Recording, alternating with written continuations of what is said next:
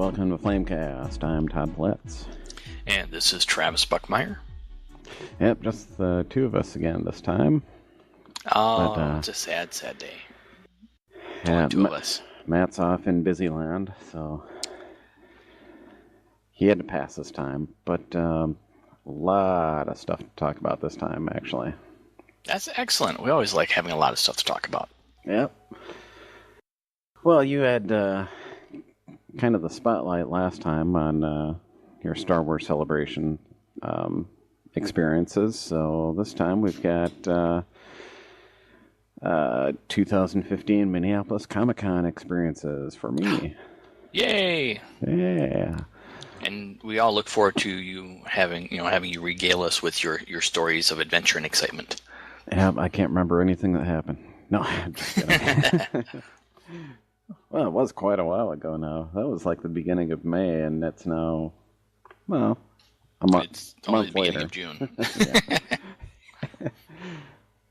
Hey, there's been a lot of stuff happening since then, but I would have to say, though, the highlight of my time there had to be Sylvester McCoy, otherwise known as Radagast, or the Seventh Doctor. So, yes, I did go and do the photo op. That was one of the first things that we did. I did see that picture. It was very nice.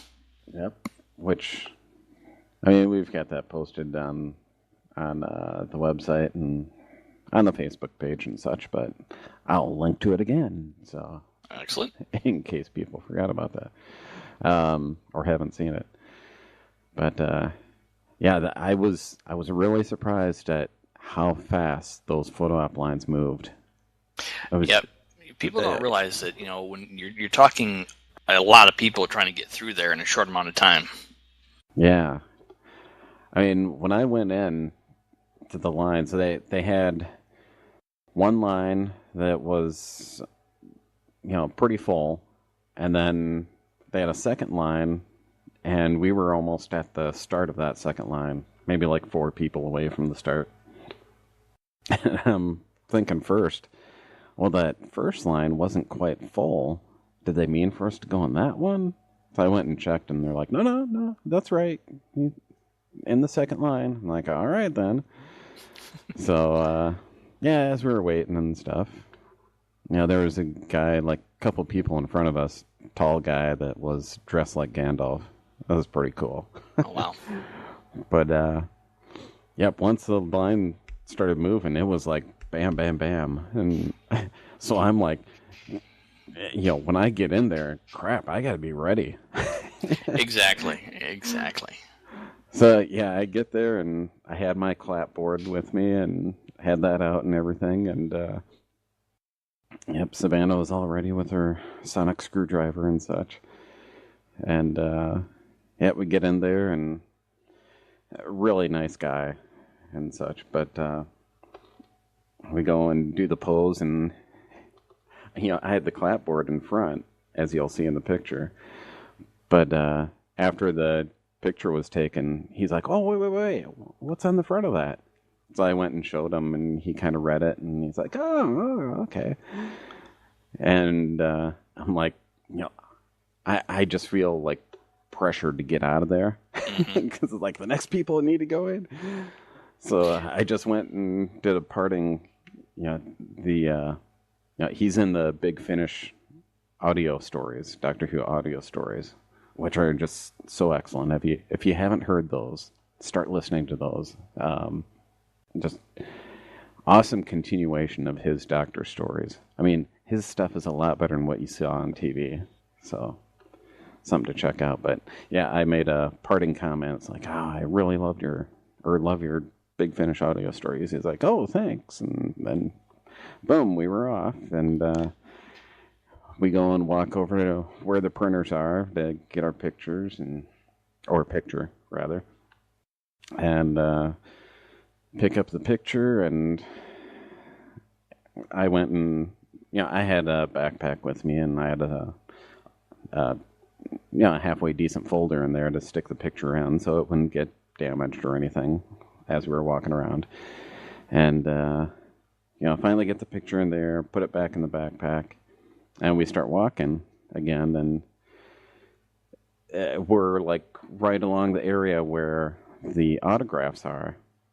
And he's sitting there at the autograph station already. I'm like, holy shit. I'm like, man, that thing did move quick. In fact, he's sitting down doing autographs already. Mm-hmm. Yeah, that is one thing when you have a good photography place taking care of those things.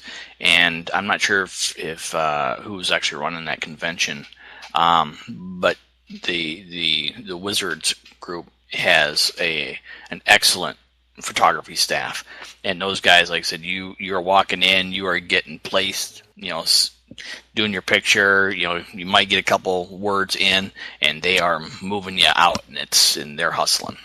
Yeah. Which, I mean, yeah. If you want to sit and chat, that's what the autograph line is for. Pretty much what I saw. Yeah, that's what I've told people, is that, the autographed one is where you'll get a better chance to actually have a conversation with the folks, because they'll determine if they want to have a few more words with you or not. It's up to them. So if they feel like sitting there and chatting with you for a few more seconds, they'll do it. Yeah.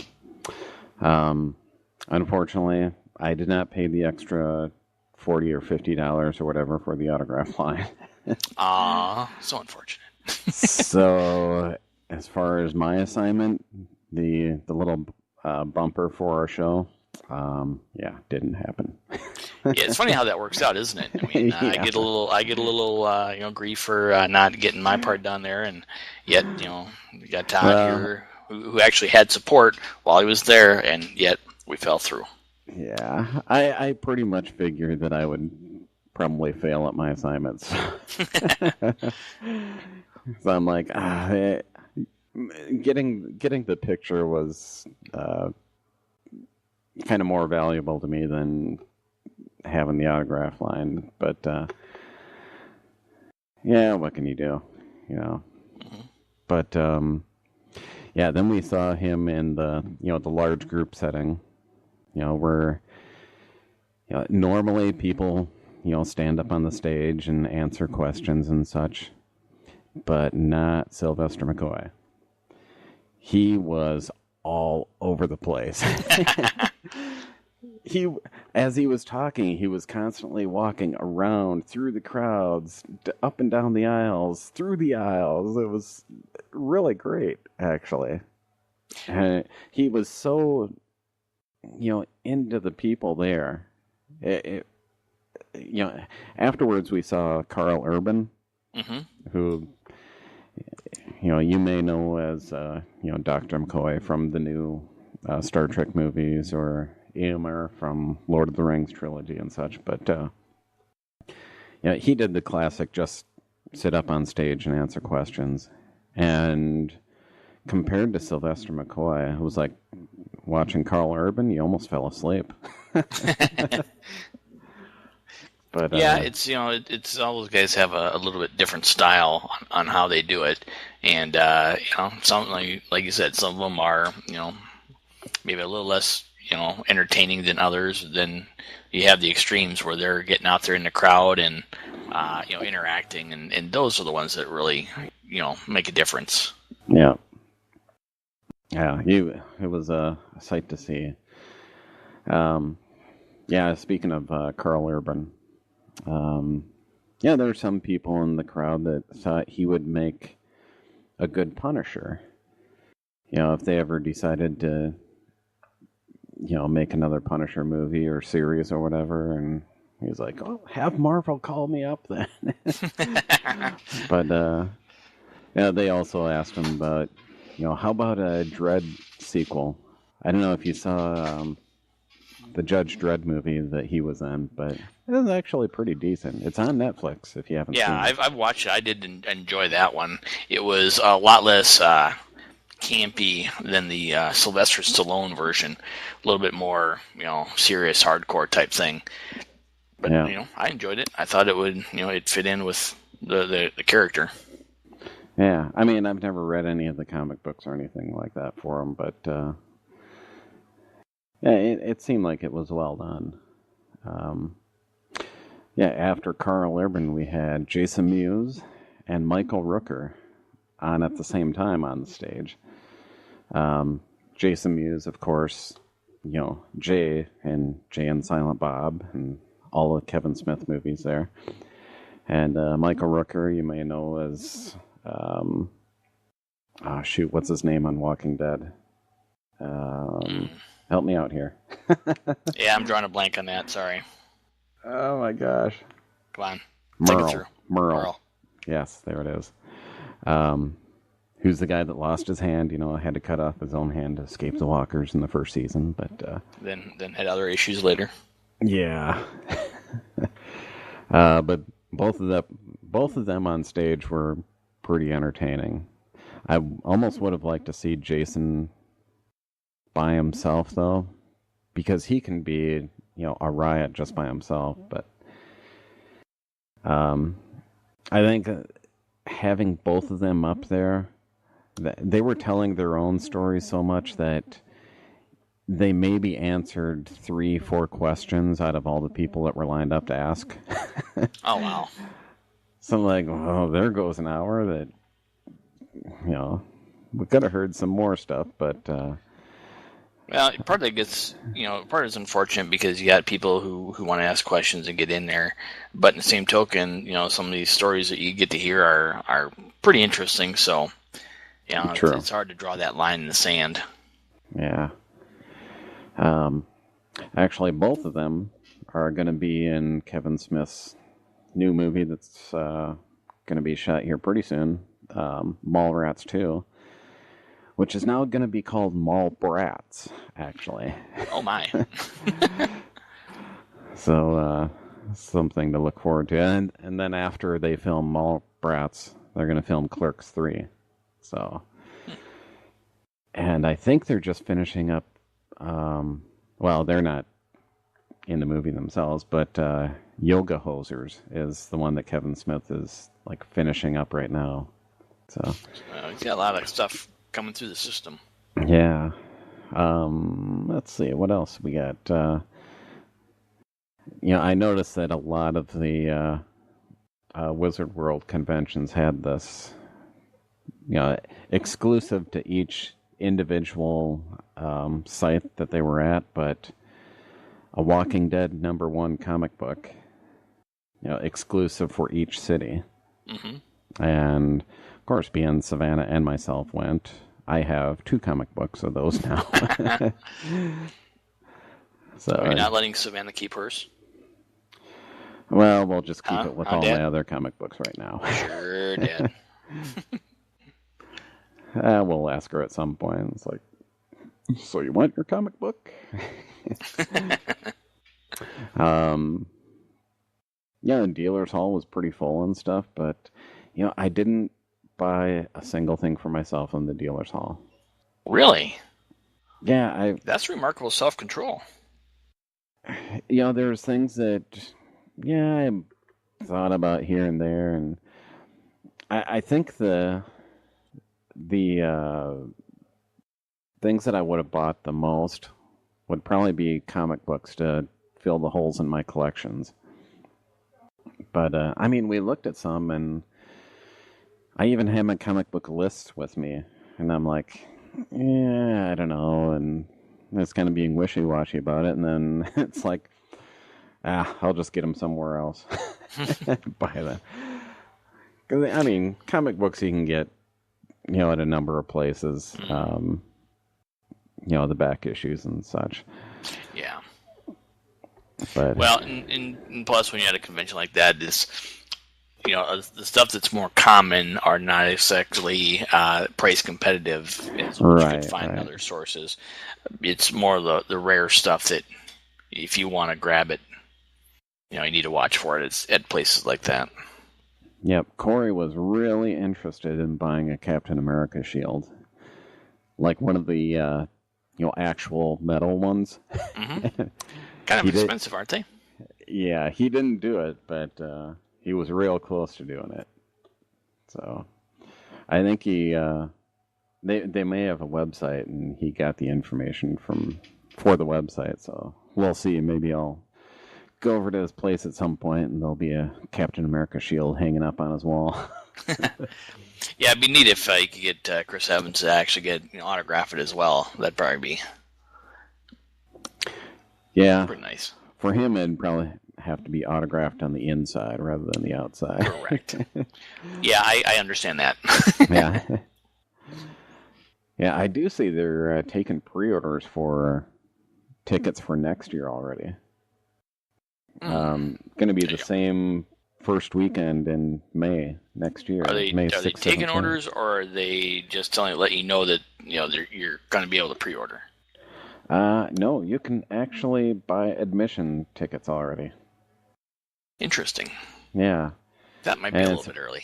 Yeah, supposedly you do this and you get 15% off. However, you have no clue on who's going to be there yet, so. Yep. Yeah, I think I will wait.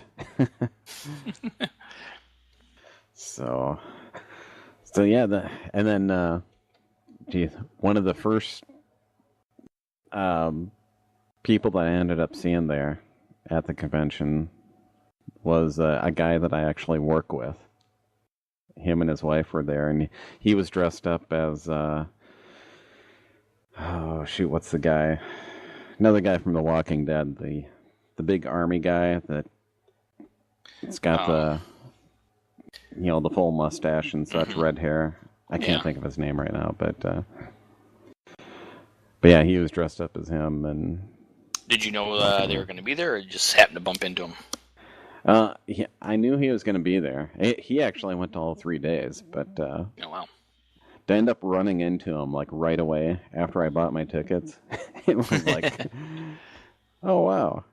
So I went and got a shot of him in his costume and stuff, and then I didn't see him the whole rest of the day. Like he just kind of disappeared into the crowd. But it'd be more entertaining if he's got pictures of him following you around and you didn't notice him. Yeah, well, I've seen some of his pictures, and no, I don't think he did. Unless he's not showing them to me. But so yeah, that was my Comic-Con experience. So yeah, I think well, I mean, it all depends on who's there next year, but I would be interested in going again. So. Yep, like anything, it's depending on who's actually going to show up to them, kind of drives what you want to do. Right. For Louisville here, we've got Fandom Fest coming up in, I believe it's August, and they've managed to land. Carrie Fisher will be here, Peter Mayhew, Billy D. Williams. So they've actually got a solid Star Wars group already coming into it on top of all the other folks. And Carrie Fisher's going to think you're stalking her. That'd be awesome, but she won't remember me. Yeah, she probably doesn't remember much. Yeah, it'll be iffy. We'll see. Kind of switching over here to some Flaming Death Productions news. Yeah, we're still thinking about scheduling for the audition. I don't know if you've thought about when you would like to return or not for filming, but no, I'm returning to Minnesota at the end of the month, but my schedule is such that I don't know what I'm going to have for free time, so that's part of my challenge right now. Okay. Well, as it comes closer, we'll keep in touch. Maybe. Of course, on the plus side, I do understand that you've got a new neighbor. I shouldn't say new neighbor per se, but obviously somewhat close by, Mr. and Mrs. Marlar. And I don't know how close they are to you, but again, it'd be nice to be able to get over there to do this little part and visit with them. Yep. Their next couple of months is going to be busy. Don't care. Make time. Yeah. Well, I don't know if you heard the latest news. They're actually moving to Pine Island now. They sold their house in Wisconsin and have bought a house in Pine Island. So I did see that. That's what was exciting news, and especially since you're going to help them move. I understand you volunteered for that, and if you haven't, you have now. So that's awesome. That's right. All that was posted on Facebook, wasn't it? I'm like, geez, how did he know? But all knowing, all powerful. Just keep that in mind. Yeah. So yeah, we'll see if we can't come up with something at some point here. I just kind of want to not have this turn out like Luke and Leia, where I had to recast. Yeah, we understand. Yeah. I was looking at for Flamecast Theater, which, yes, it still says coming soon on the website, but I went and took another look at my script that I had for what I had intended to be my first Flamecast Theater production. And it's a kind of like a Jedi version of the first Clerks movie. Yeah, to kind of sum it up. Because I think I mentioned before where when Jedi Clerks came out, way back when, gosh, that's over 10 years ago now, they basically kind of had the same idea I did, in a way. I mean, slightly different. Theirs looks like it could be a trailer for an actual movie. Mine was an actual, like, short film. So you can take what you want from that. But I ended up reading through it and made some adjustments on it, gave it a different title, and it's geared more towards an audio story now rather than, just trying to convert, an actual short film into an audio story. Yeah, there were some visuals that, just couldn't be there anymore, of course. Right. Because you're dealing with just audio, so. So now I just have to pick out a couple of people. Well, 3 people. Needs 3 people to complete that one, so. Are you sure just 3? That should be 3. Because all the production part and direction and editing and all that crap will be me. So as far as voice actors, yeah, just 3 people.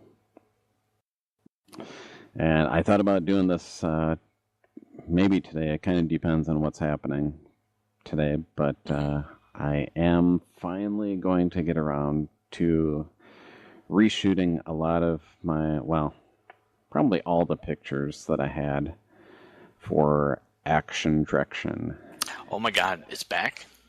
Yes, it will end up returning here shortly. If you recall when it was on the website way back when, all of the pictures that were there were pre-digital camera. This was actually on a 35 millimeter, and just to get the lighting right and everything else, the resolution, pain in the ass, let me tell you. So, yeah, we're going all digital this time, and it should give me a lot more flexibility in getting these pictures to look decent. So, expect are you going to be able to capture the same magic, though? I mean, it was glorious the first time through. Are you just going to be able to recapture that, or are you going to go all George Lucas on us? Aha. Aha. Well, to start out, No. To start out, I am going to be almost doing shot for shot exactly what I had before. With the same captions and everything. Okay. Then you're going to put dewbacks in the background? No. Even though I do have a dewback, actually, that I could. I should almost do that just for you. You could Lucasize it all the way through. I might do that as like a special thing in one of my productions. It's that would be coming hilarious. soon. You've given me a good idea. Excellent. Well, speaking of stuff on the Flaming Death production site and such, how about let's go to our fan film of the month? Woo! And actually, I gotta confess, I didn't even have anything listed in here until about 5 minutes before we started recording.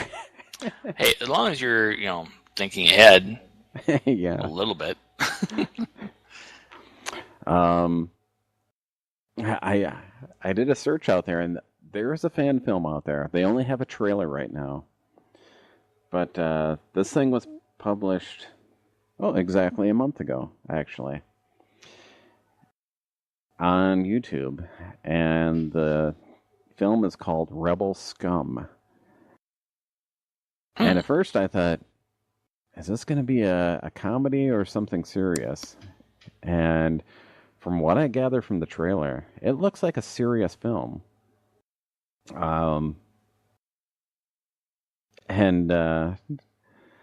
First thing I noticed from this is that we are now no longer at least what I've seen, the sole people that have shot a movie for Hoth. What? Yes. That's crazy. They probably use cheap special effects. From what I've seen, they've got great backgrounds and such. I mean, you don't have just your snow. You've got snow and mountains. I mean, it looks like the mountainous area of Hoth, that you kind of see when, they're doing a search for Luke and Han and such, and you're getting the view from the speeder and such. You need to contact these folks and find out how they did it and compare notes as to how their crew reacted versus yours. Yeah, they were probably all CGI'd in. That's what I'm saying. Or blue screened, green screened, whatever. Not sure they had the same amount of effort into it. Yeah. But yeah, it looks promising. This is a trailer that is going to be for a film that will come out in September of this year. So I notice they do have a Facebook page. They've got a web page or website out there. They've even got a Twitter account. So wow. I will post the link out there for that. So yes, Rebel Scum is our Star Wars fan film of the month. Technically, isn't it a fan film of the month trailer? Well, saying. Yeah, it's a trailer, but all right. I just want to clarify. I mean, it's still a film. All right, in a way. So, going from fan film of the month, we go to the hot word of the month. Dun, dun, dun. Well, first off, did we have a winner from last time? We do have a winner from last time. As you recall, the hot word of the month from, well, that would be April, I guess. Was it April or May? I think it was April. I think it was May. Was it May? No, because we intended to, well, it had to have been May, because we did your recap. Oh, wait, that was in April, though. Yeah, it had to be at the end of April, because my trip was in the middle of April, and then you did a second one, which I thought was in the first week of May. So... Well, it was before. Either way. It was before the Comic-Con, and that was the first weekend in May, so... Okay. Anyways. Yeah, the hot word of the month last time was trailer. And we have our winner. Drumroll. And it's a repeat winner. Mike Sheff. Congratulations, Way Mike. to go, Mike. Mike Sheff. Yes. Mike is the winner of a Flaming Death Productions cap. Sweet. Congratulations, Mike. Yeah. But I do want to take this moment to point out, though, that his brother Billy, who also listens to our podcast, obviously did not submit soon enough to win. Bill, I'm disappointed. Just saying. See what you could win, Bill. Come on. Little effort, Bill. Little effort. And as I recall, and I do have audio proof of this, if someone did win the Hot Word of the Month contest this month, a certain someone was also going to purchase a cap. Wonder who that could be. Yes. So we also All have right, a way to go, winner, Matt. Travis Buckmeyer. Too late to punt it off on Matt, huh? All right. Yeah, a little late for that. All right, so I will also order a hat. All right. So, yes, I will be ordering those hats soon, and we'll get them to you. We could say the good old 4 to 6 weeks that everyone always has for orders and such. But yeah, we'll see if we can get it to you sooner than that. So it's all right. Expect one in the mail, Mike, and I've got your address and such, especially from the previous time. So. All right. Congrats, Mike, and thank you all for participating, even though I'm not sure more than Mike participated in that. Yeah. He was probably wondering, this whole time, is did I win or not? Did he receive my email? Because I didn't send him anything back right away. I'm like, I'm going to announce it on the Flamecast. And... I like doing it that way. We announce it on the Flamecast, let people know, with everybody else who won and that they've got a prize coming. Yeah. So yeah, he could be jumping up and down right now. I've got a cap.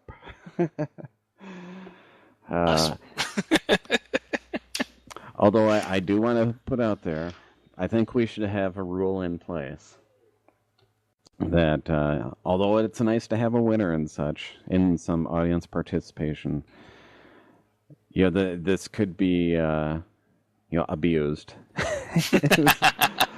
So I think we're gonna keep this to 2 wins per person within a year. All right. So that sounds fair and reasonable. So, Mike, you can still participate in the contest if you want. You just won't win anything. Other than we'll announce your name as being the first. I was going to say that, too. We'll announce you on the air, but as far as anything tangible to get back to you, sorry there. Once it becomes a year, hey, free game again. You can win more merchandise. And who knows, maybe by next year we'll have even bigger and better things on the website. What? I'm not doing good enough? I don't know. You never know. This could suddenly turn into something massive. We just don't know. Yeah, that's true. All right. Well, we should give out the new hot word of the month then. All right.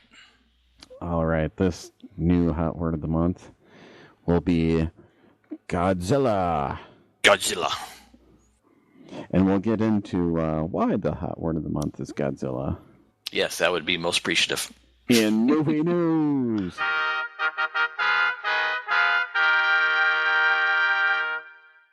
Godzilla made himself a name in the news here just recently.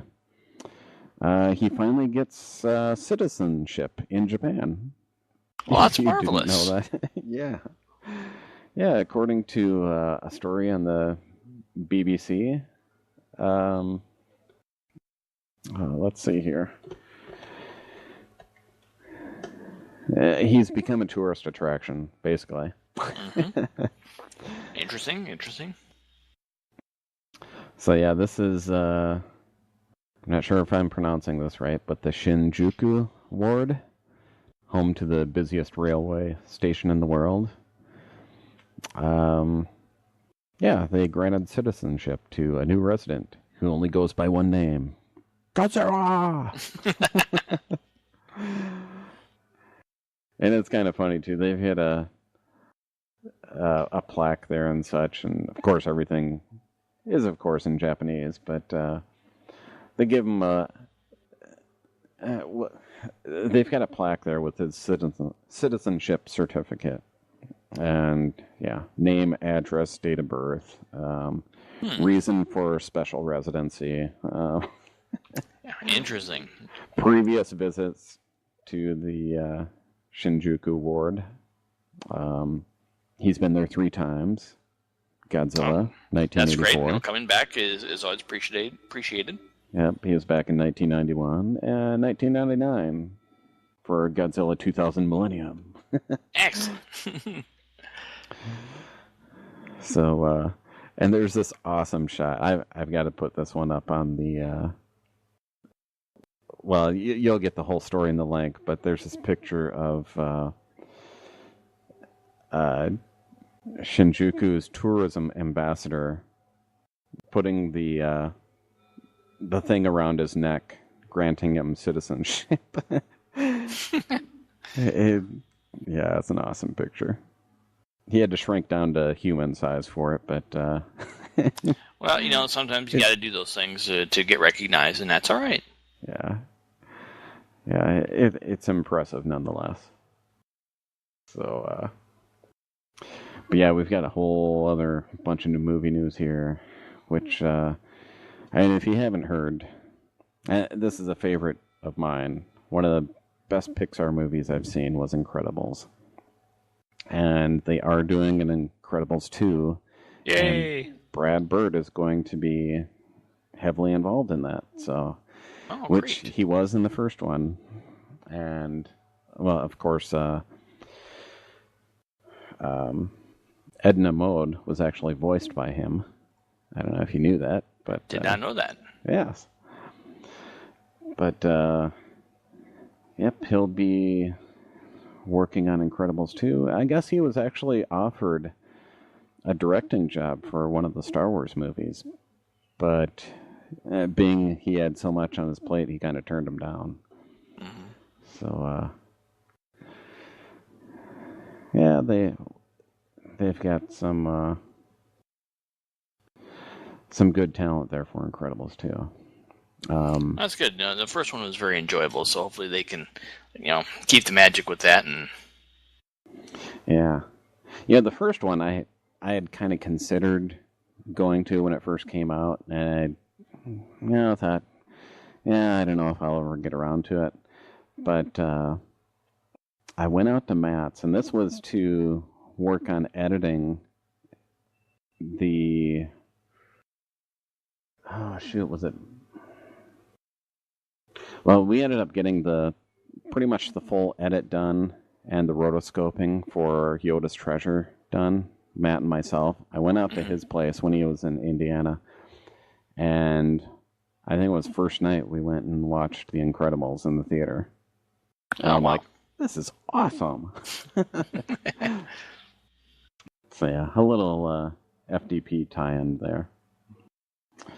But yeah, speaking of Star Wars news, and I just heard this one this past week, but supposedly the rumor is that we may have some Obi-Wan Kenobi movie or movies coming out featuring Ewan McGregor.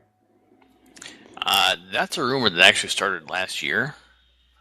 And really? Then it kind of went away for a while. Then it came back in the last few weeks. So it's hard to say whether or not that will go through. Part of the challenge you have is that Ewan McGregor has been less than excited about the Star Wars fandom that he inherited with the prequels.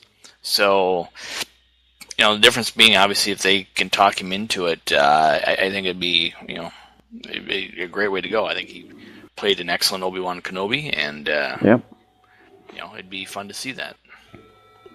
Yeah, and I think maybe he'd be more enticed to do it with a director that is not George Lucas. Yes.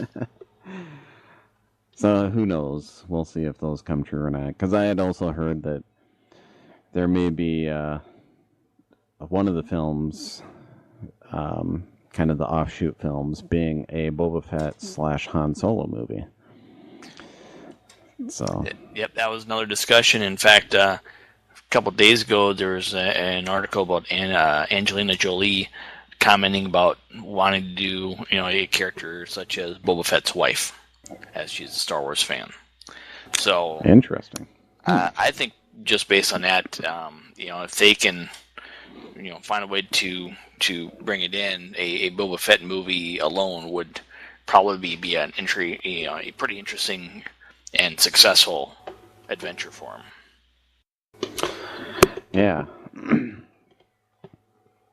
Yeah, so, lots of rumors, but we need some hard facts, man. Yep. So, the only hard fact we have is the first, I believe they're calling them anthology movies, will be Rogue One. Yep. I still think that trailer was awesome. It's not a real trailer for it. It was just something they threw together. But in my opinion, the Death Star looks a little huge, Yeah. from the ground. But it definitely would be interesting to have a movie like that. Right.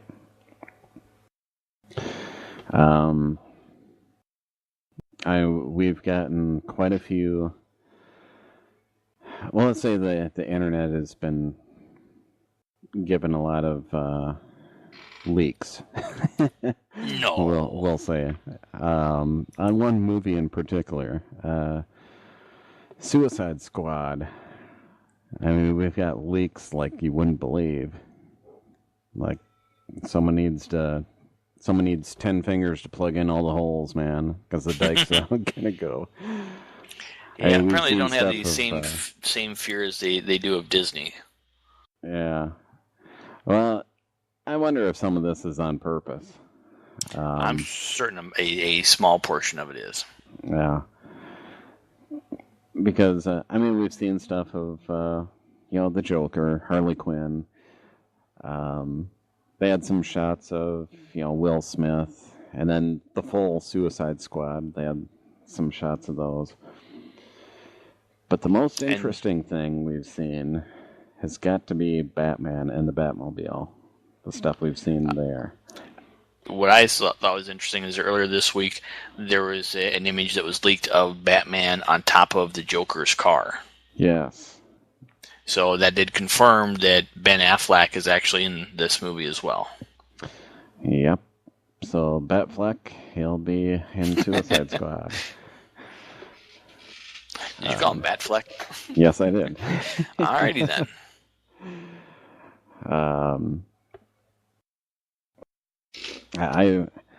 I'm guessing because there was kind of a, will this be good? Will this suck? There's not, too good of a feeling about it until the Batman stuff came out. I think it maybe raised the bar a bit for people. I think, like if Batman's in, you got some legitimacy. I think part of the challenge you have is you still have the Batman versus Superman next year, which it's still hard to get a read on what that is really going to end up as. Then you top it off with Suicide Squad, and it's hard to say. The DC group is obviously going for the same magic that Marvel has with their whole Avengers system. Right. And it'll be interesting to see if DC can pull it off. I mean, they've done a great job on their TV shows and Daredevil on Netflix. So, can they keep that magic going or not? Yeah, we will see. Yes, myself. The summer movie bonanza has started, of course. Starting out with Age of Ultron. Yes. And I'm assuming that you've seen the film already. Yes, I have. Yeah, I did go see it once, and it was good. It was good. James Spader as the voice of Ultron. I thought he did a great job. I wasn't too sure of what to expect there, but he really gave a machine a lot of character. Yes, he did. Yes, he did. And just seeing where they went with some of the other characters here, like Scarlet Witch and the Vision. Mm-hmm. Because I don't know if you've read too much of the comics of the Avengers, but I guess they do get a little close, those two, in the comics. And the one thing I had a problem with was killing off Quicksilver. Yes. Because it just bugs me when you kill off characters that, it would be real nice to use this character again. True, but in the same token, you needed to, if you're developing the story and if no one really suffers any consequences from it, where does that lead you? And I don't think they're at the stage yet where they could kill off a major character that's having some of their standalone movies. Yeah, I suppose there's got to be consequences, and it just kind of reminded me of my biggest beef with the 1989 Batman movie was killing off the Joker at the end of the movie. I'm like, he's the greatest villain ever. Yep. Yeah, basically, and you kill him off. Well, keep in mind, in the movie world is unlike the comics. In the movie world, you tend to not have those guys, strung along for a long period of time. You get the actors who maybe don't want to do, 15 years of repeats and whatnot. So, right. It's a tough choice there, but I think that, looking for a dramatic, statement. Or what you do is, sure, you can kill him off, but don't totally close the door on it. Mm-hmm. Make it seem like there's a way that, he may come back. Keep in mind, they get to that point. They took the body, and they have brought back Agent Coulson. That's true. I'm just saying, we don't know. 100% that he's dead and gone. Well, I don't know about that. We'll have to see. You never know. Now, one of my favorite parts of the movie, though, was what they did with Hawkeye. Yes, yeah. So, expanded on that character there, but actually let him have some moments. And I think one of the more entertaining parts of the movie was, there's the sequence in there where they are starting to evacuate, and, he comments the fact that he could shoot Quicksilver and no one would know. And I think it's a really neat little sequence there, and lets Hawkeye, be a little bit more of a part of the production than just a sidekick, if you will. Right. So, yeah, we get to see Mrs. Hawkeye and the Hawkeye kids, and exactly. Which leads to a nice little scene with Captain America and Tony Stark out chopping wood. So you get little intimate moments like that out in the middle of nowhere. So the part of just ripping the one log in half was, just saying, a demonstration. But I am more amazed at some of the more comedic parts that they gave to Robert Downey Jr. So obviously, the wood chopping thing where he, tells him don't steal from my pile, even though it's like, 1/3 the size. And but in his fight, you see it in the previews if you haven't seen the movie yet, and unfortunately we're giving some spoilers, so sorry about that. But when he fights the Hulk in his Hulkbuster armor, I was just going to mention that. So I think that was one of the more hilarious sequences that they've done. Oh, the jackhammer hand, and he's like, "Go to sleep." No, it was go to sleep, go to sleep, go to sleep. Yeah. Oh yeah, that was one of the best little fights there I've seen. Or the part where the Hulk's, what I assume was him spitting out a tooth, yeah. and just a look of, I'm sorry. So yeah, decent movie, and I'll definitely be picking it up on probably Blu-ray. Yep. At some point. So So you yeah, haven't seen it yet. It's almost out of the theaters totally, so you might want to go see it before it's gone. You got to wait. Oh, it'll still be there for a couple more weeks. Don't be like that. Well, I guess depending on where you live. Oh, that could be. Theaters by me are still showing several showings a day. And so I went back for a second time just because I enjoyed it. And that was last weekend. And theater was pretty packed again. Wow. Impressive. Yeah. A makes movie, it fun too. I haven't done this in a long time, but I actually went to a second viewing of a movie in the theater. Which one? I think the last time I did this, it was. I think well, if we're counting IMAX, because that's a different beast altogether. Because I did see Star Wars Episode 2 in the theater, and then I saw it in IMAX, which was the trimmed down version and such. But I guess before that, it was Phantom Menace. Okay. But nope. Well, it was about a week ago. I went and saw this movie, and I went again yesterday afternoon, actually. Mad Max Fury Road. I have not seen that one yet. Oh, you haven't? You got to go see that. I've heard a lot of backstory about the making of this movie, too. One being that they tended not to use a lot of blue screen or green screen effects. What you see on the film is actually kind of happening. Wow. You see those people on poles going back and forth. Yeah, they're really up there and shit. So, the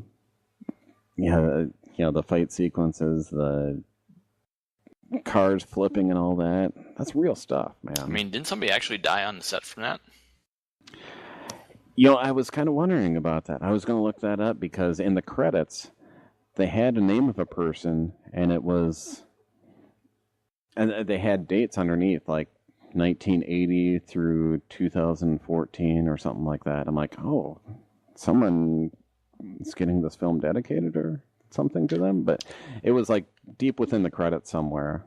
I want to say closer to the end, and I saw that, and I'm like, I'll have to look that up. Yeah, I think if I recall the article correctly, it was somebody who died on the set. Wouldn't surprise me. I mean, well, especially if they're avoiding green screen and doing that for real. Oh yeah, I mean, this is how movies were made. Back in our day, Jurassic Park. Yeah, pre Jurassic Park, when that was kind of like the turning point of when computers started taking over our movies. And we know who we have to thank for that. Yeah. Thanks, George. Yeah, well, George and Steve, kind of. Mostly George. Yeah. But, yeah, there's not too much of a story for the movie. I mean, it's a good enough story. But, I mean, you really didn't have to think too much for the story. And which is probably what it should be for an action movie like this, because there's so much action, man. It's like almost nonstop, and then all of a sudden, like way down the line, then you finally get a break, and there's a little bit of dialogue here, and then the action starts up again, and you don't get a break for a long time. It's like, holy crap. But here's the $1 million question. Yeah. Was there a hidden scene at the end of the credits? No. Well, poo. No. Another thing about this movie, you see George Miller's name attached to a lot of this movie. I mean, directing, producing, writing. He had actually tried to get this movie made back around, 2000, 2001. And at that point, there's a couple of things going on there. One of them being the writer's strike, which kind of derailed the movie. And another one being, 2001, what's the big event that happened that year? Exactly. So you couldn't exactly go, to another country and shoot a movie all that easy. So, yeah, it didn't quite happen then. But had they actually shot the movie then, it would have been Mel Gibson back in the role of Max again. Which, this last time when I viewed it, the movie, I could see his character being in there. I think,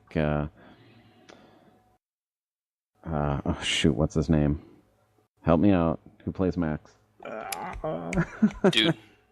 His name is Dude. Let's just call him Dude. It's on the tip of my tongue. I just can't think of it. But because he played Bane as well. But he does. I can totally see Mel Gibson playing his part. Now, did they treat this movie as a sequel to the previous movies, or is this going to be either a reboot or a standalone? Well, we were talking about that last night, but Corey was kind of thinking it was a reboot, and I'm thinking, I really don't see it like that, because, well, if it's a reboot, wouldn't it be kind of like a rehash of stuff that's already been shown before? And I really don't consider that the case. And being that I know that this movie was supposed to be made back as a sequel in 2001, you can't call that a reboot then. So I look at it as more of a sequel with just a different character or a different actor playing the role of Max. Gotcha. So I may be wrong, but no, you're never wrong, Todd. People that disagree with me, you can always comment on the website. Yeah, that's it for my movie viewing for the month. I guess nothing else has really stood out as something that I plan on going to. But another week and we'll have Jurassic World. So yes, I plan on going to that. So I'm with you there. That one looks interesting, so we'll give it a check. Yeah. So we'll have a review of that next month. And one last thing, I don't know if you've all you people have seen out there, but it's been out in the news rounds a bit lately. But Nichelle Nichols from Star Trek, who played Uhura in the original Star Trek series, did suffer a stroke. But it doesn't sound like... we just got an update 11 minutes ago. Let's see. Star Trek is pleased to report that there's good news regarding the condition. Following her stroke the other day, she has had both a CAT scan and an MRI today. CAT scan came back negative, awaiting results from the MRI. Currently she's awake, eating, in good spirits, able to have full conversations. No paralysis. Minor signs of mobility loss, but it sounds like she's doing okay for her. Yay! Having something like that. So. Definitely wish her a speedy recovery. Yep. So, all right. On to TV news.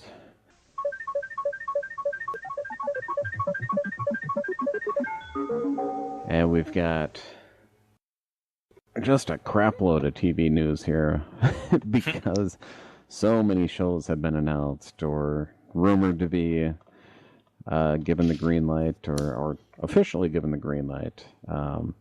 We kind of talked about some of these previous time.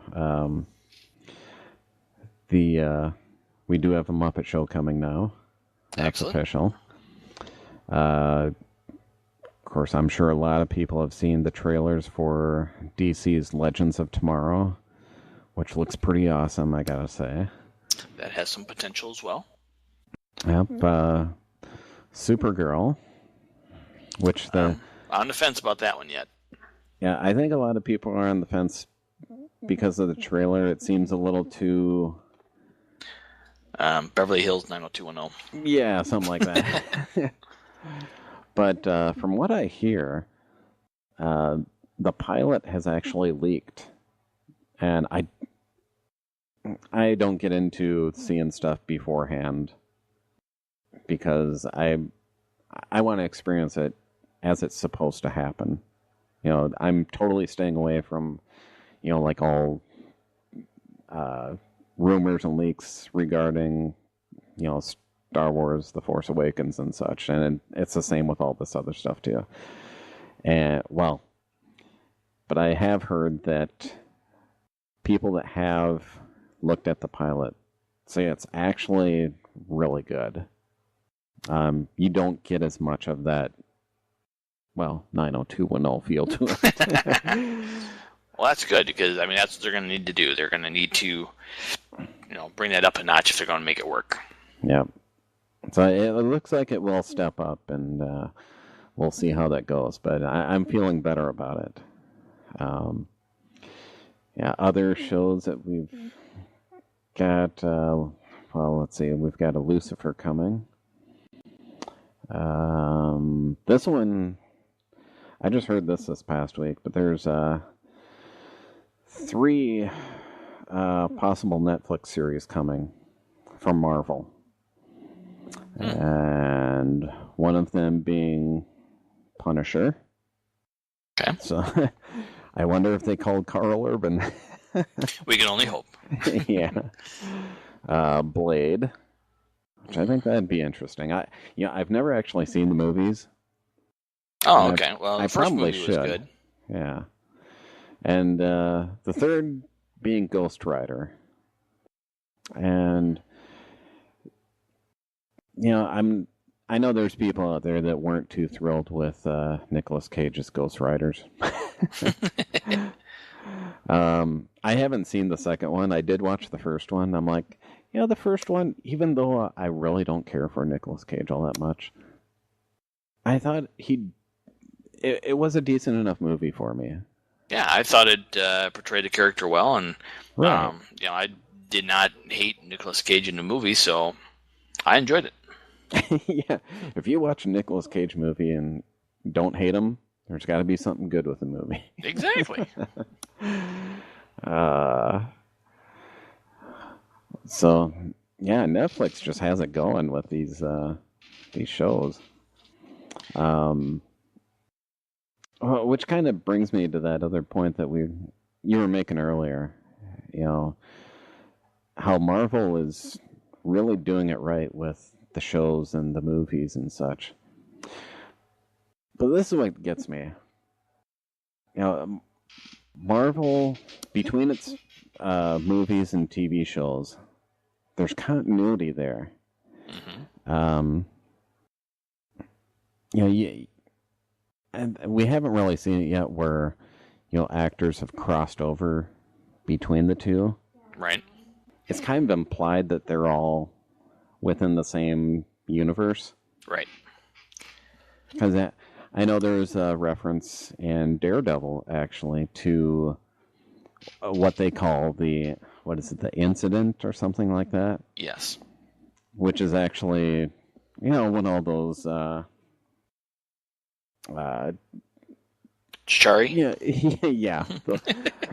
The invasion from the first Avengers movie happened in New York, and they actually reference that on Daredevil. So you've got some continuity there. Mm-hmm. And I think if they did have, some crossover of characters, my impression is that they would probably end up using, if you've got, so-and-so that plays Daredevil, he's going to be playing that in the movie universe as well, and vice versa. One would hope. I mean, they've set an example with Agents of S.H.I.E.L.D. by having the gal who plays Sif, come in 2 different times. So they've already shown a willingness to do that with their characters, even though it wasn't one of the major ones. But I think if they really wanted to take it to the next level, they would have one of the major characters pop in for something. Right. And once you are cast as someone... Okay. Once you're cast as someone in the Marvel Universe, you are that person.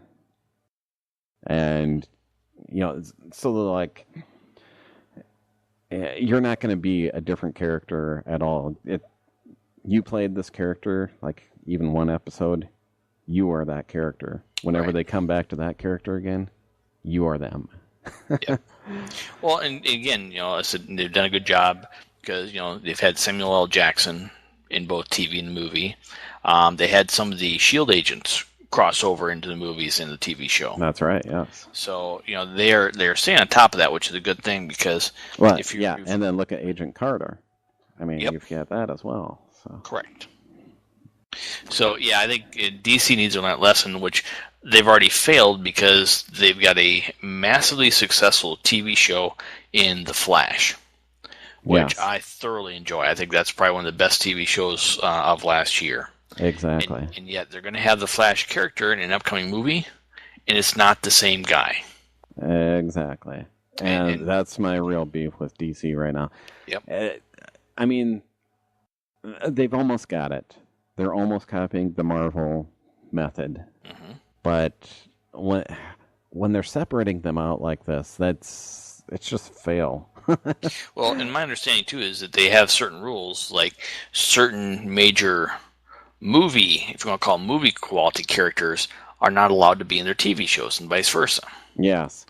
Because, I mean, I don't know if you've been keeping up to date with Arrow. Yep.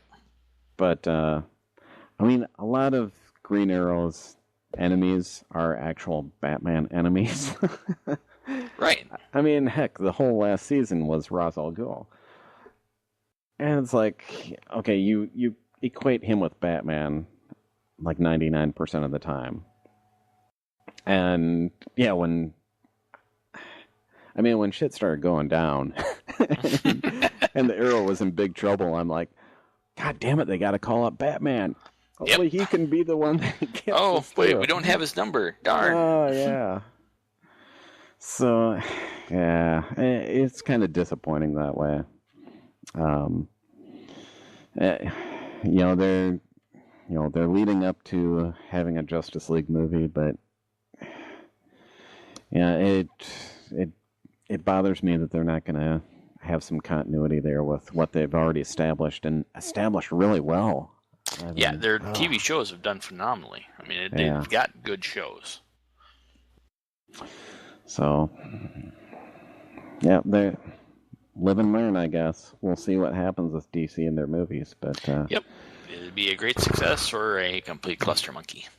Yeah, kind of makes me wonder what's going to happen with Supergirl too. Superman makes an appearance. Probably, I'm guessing, won't be our Superman from the movies. No, and again, that would be disappointing. Although it would be hilarious if they pulled off one of the previous TV show guys.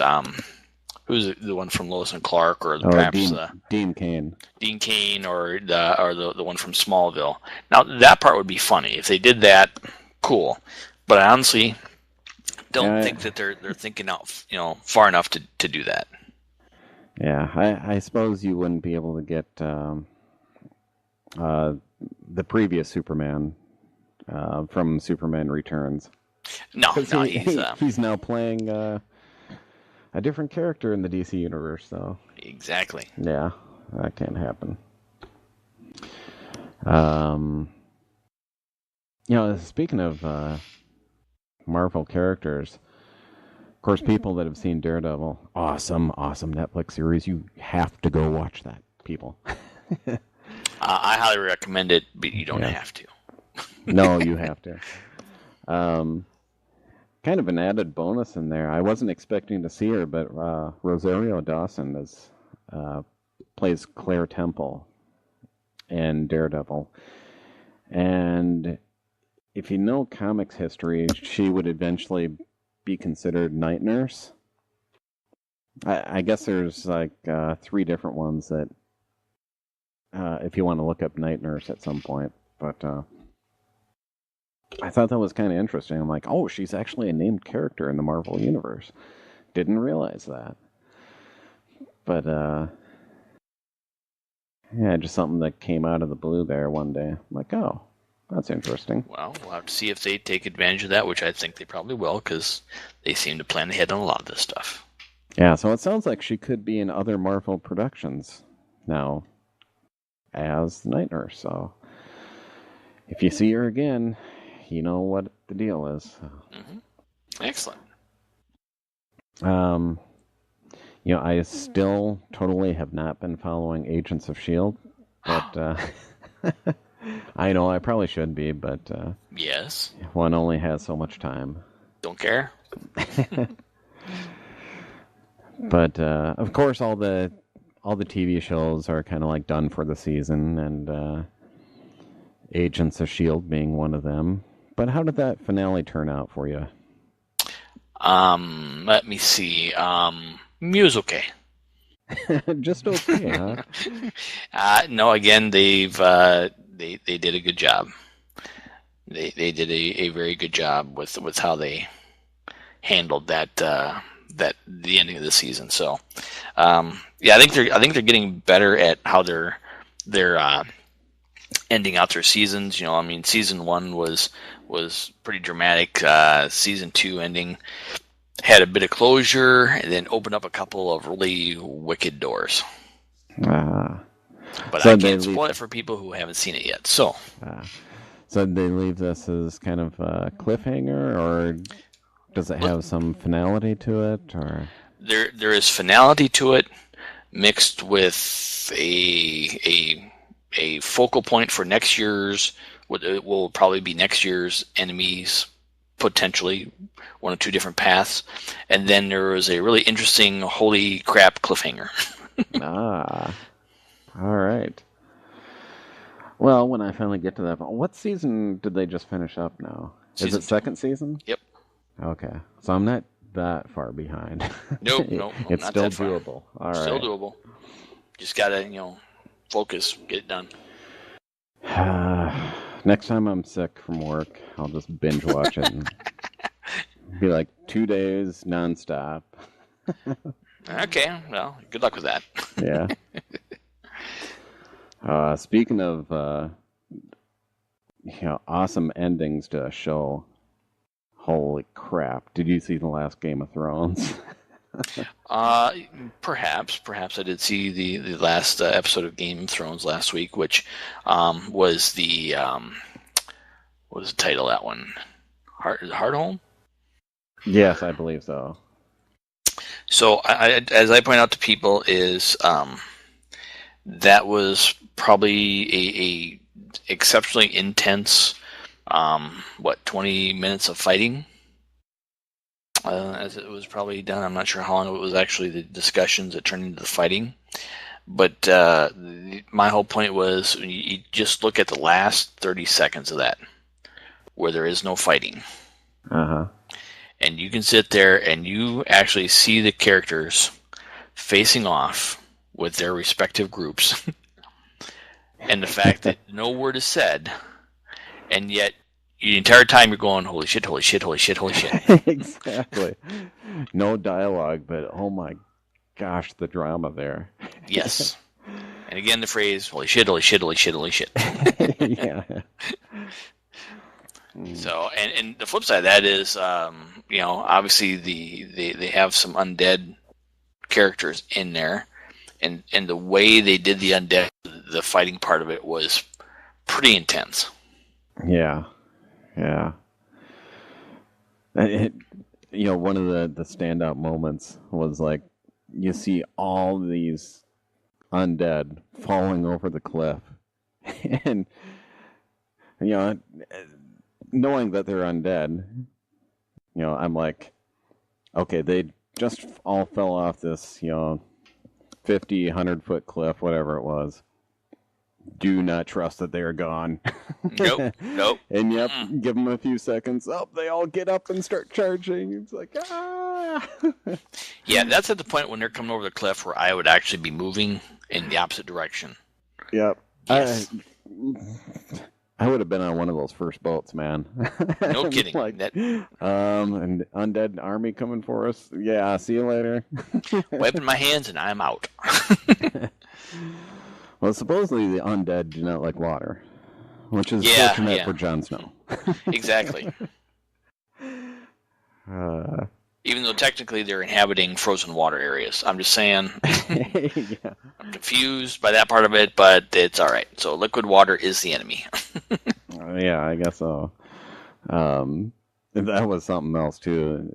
Watching the giant, starting to stride into the water, and he's, taking these undead that were crawling on his back and just flipping them off.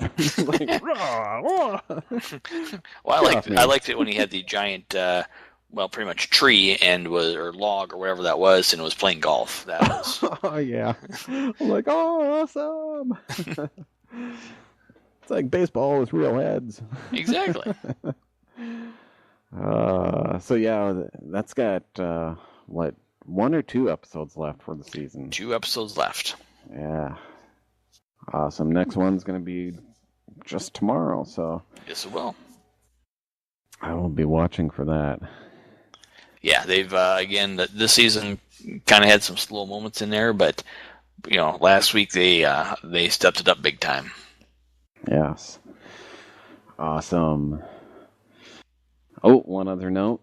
We do have a premiere date now for X-Files when it returns. Ah, yes. So we've got January 24th and 25th. So for people that haven't seen all the episodes yet prior to this, you've got quite a bit of time before the new premiere comes. So, but it'll creep up quick. Chop, get to it. Yep, I will. I'm guilty. So there's our TV news. Yeah, kind of.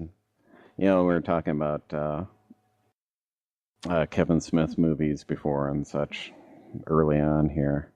I had this dream the other night. I don't know what it was I ate the night before, but I had this realistic dream. It was just kind of bizarre too, but I ended up meeting Kevin Smith and his family in this dream.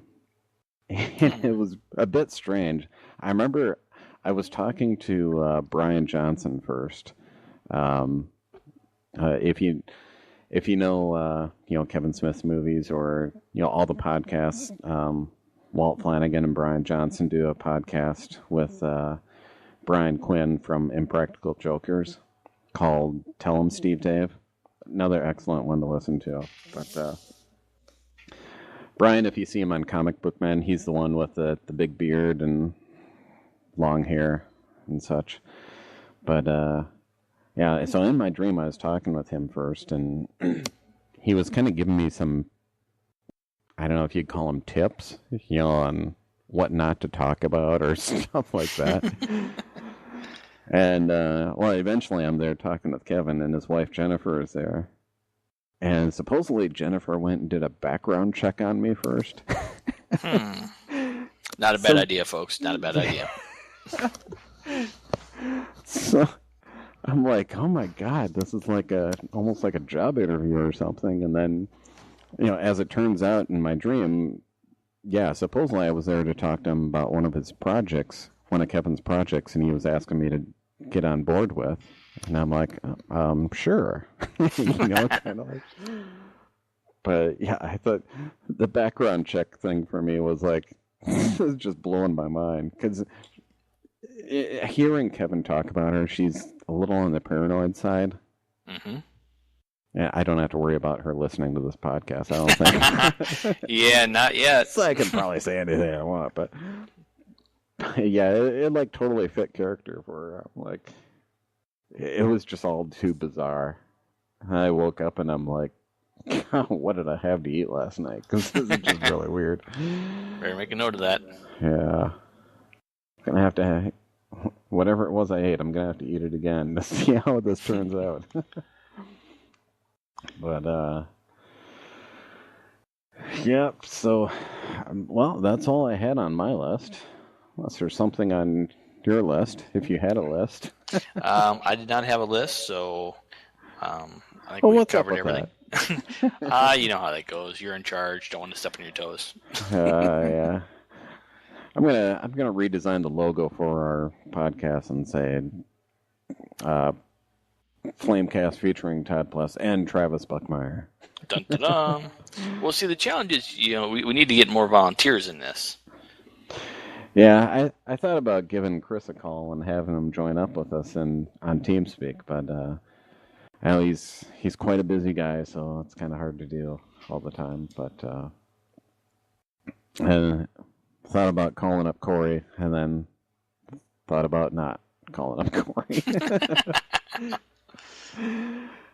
Because I think about all the Flamecasts we've had, the one with him was probably the most painful to listen to when I went back and listened to them again. Because it's like I'm directing the whole conversation, and it's like, yep, yeah, that's right, yep. Well, it's like, talk some more, Corey. I know you can do it. He's proved it before. Yeah. You just got to get him on the right topic, you know. Mm-hmm. You know, if we had a whole conversation about Lord of the Rings Online, oh man, he'd be there. You know, but not quite fitting in with something we usually have in-depth conversations about, I guess. True. So, but, you know, maybe someday, you know, allow him the opportunity, then just edit it down to 10 minutes and go. Yeah. I should say, though, yeah, just remind people, you know, hot word of the month, Godzilla, go ahead and email us at fdp@flamingdeath.net. So, you know, get your email in ASAP, be the winner. What should we have for a prize this time? We didn't talk about that. What do we have available? Well, we've got, anything you see on the website there as one of the prizes. Do you have more shirts available? I do. We can, I know I've got one, we still have, both the older version of the, you know, regular Flaming Death t-shirt, but I do have one of the newer versions, you know, with the expanded logo, so Productions fits nicely over Flaming Death in the logo. I know I've got at least one of those on hand. You know, anything that we give away, I can order and get it like that. So, 4 to 6 weeks. So, yeah, let's think about that.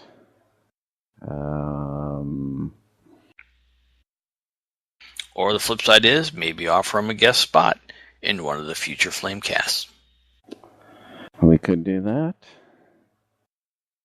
We can do an either or. Correct, because perhaps Mike would like to win again. Well, yeah, if you have got something like that, and you know, say it's like one of our previous attempts at a contest, and you only get one person winning, and it happens to be Mike, and you know we've got his 2 wins in place with actual merchandise, maybe his 3rd win. You know, I'd be more open to that, you know, not adhering to the 2 wins per year thing. You know, if he was a guest spot. So Mike, we'll see you next month. We'll see how that works. But Excellent. All right. So that's your overextended, long ass podcast this time, Flamecast. It's Todd's fault, everyone. It's Todd's fault. Yeah. Anyways, so that's it for this month. So I'm Todd Platz. And this is Travis Buckmeyer. And that's a wrap.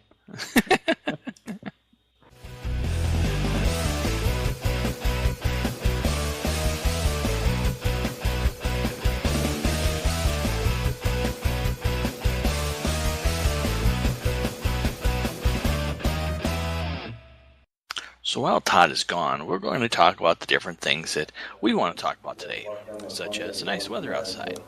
It looks nice outside. There's a model airplane, a remote control airplane show nearby. I'm going to drive down there shortly and watch these and see these little model airplanes as they're flying around. It's really quite cool, and if you have a chance to see this, you should all enjoy it.